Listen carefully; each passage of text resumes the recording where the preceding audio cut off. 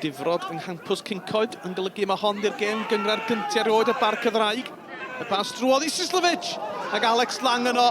Wel, os ych chi am guro'r Seintiau yn eich cael pwynt hyd yn oed, mae rhaid i'ch golwr chi chwarae'n dda.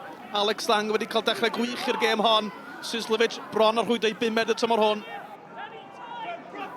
Marriott ar gig gornel at y posyn cynta. Declan McManus yno, ond methu cael digon o'i dalcen arni. Marriott. Brobl. Sislovic o'i flaen.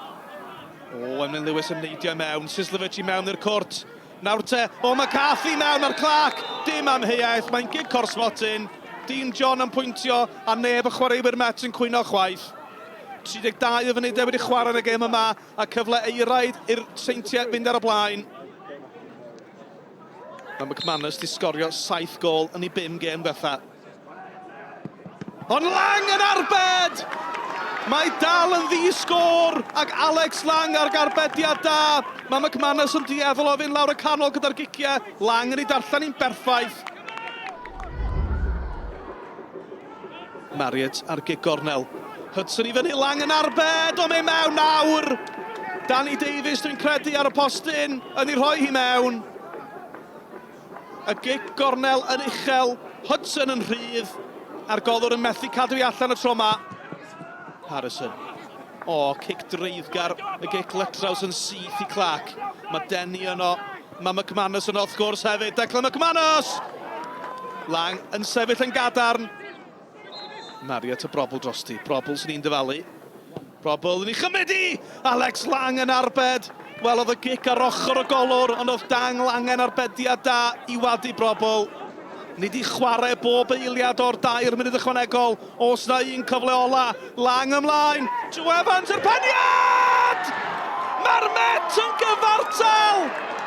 Choeliwch chi ddill! Mae unrhyw beth yn bosib yn gêm y Pêl-droed.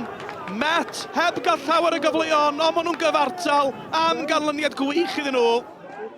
Like I say, it's part of the keeper's job really, you know, making the saves if I can. Glad to help the boys. Other defenders have helped me out quite a lot this year, getting the clean sheet as well, so I was happy to do my part as well. But yeah, obviously, as a team, we've done well with clean sheets this year, and we would have liked another one today, but unfortunately not. But for an individual performance, I'll take that. Just playing with the older lads is like making me better.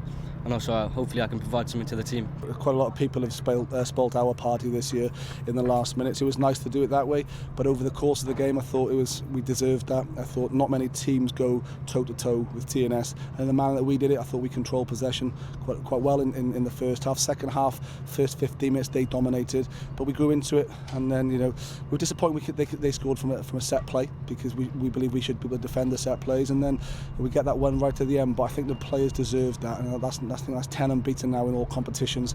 The clean sheet's massive for me. Didn't get that today, but we got the late goal, and that's pleasing. For us as a team, we set ourselves some goals at the start of this season, and one of them was to improve on last season's performances and results. So we came second in the league last season. That point there puts us on 57 points, which puts us on the second highest points total that any TNS team's ever got, I think, apart from the 16-17 season.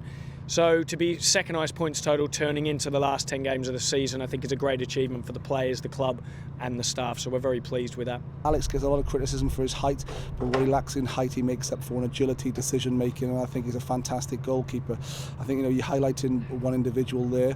I also like to highlight another individual, young Elliot Humphreys, that came on for us today, still a 16-year-old. He'd be in school on Monday morning, so I think that's fantastic. It's hard enough to play in the Welsh Premier League anyway, but to do it at 16 I think is fantastic, and he's got a bright future ahead of him.